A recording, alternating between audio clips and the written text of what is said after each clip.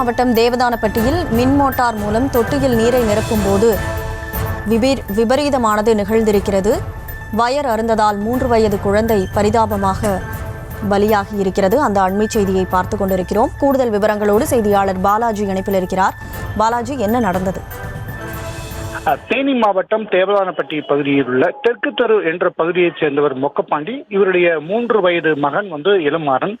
இந்த நிலையில பேரூராட்சி நிர்வாகத்தின் சார்பாக வீடுகளுக்கு குடிநீர் விநியோகம் செய்யப்பட்ட நிலையில அவ்வாறு ஒரு குடிநீரை தனது வீட்டின் மொட்டை மாடியில் மின் மோட்டார் மூலமாக மொக்கைப்பாண்டி மேலேற்றி கொண்டிருந்தார். அந்த சமயத்துல அவருடைய 3 வயது சிறுவன் மகன் இளமாறன் அந்த பகுதியில் விளையாடி கொண்டிருந்த போது எதிர்பாராத விதமாக மின் மோட்டாரை மிதித்த போது மின் வயரை மிதித்த போது மின்சாரம் தாக்கி தூக்கி வீசப்பட்டு அந்த இடத்துல மயங்கி கீழே விழுந்தார். இதனை அடுத்து மொக்கைப்பாண்டி உடனடியாக தனது மகனை தேவதானப்பட்டி அரசு மருத்துவமனைக்கு கொண்டு சென்ற நிலையில அந்த குழந்தை உயிரிழந்து விட்டதாக மருத்துவர்கள் தெரிவிக்கின்றனர்.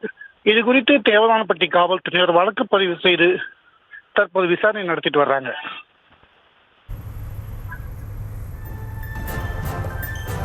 விவரங்களுக்கு நன்றி பாலாஜி.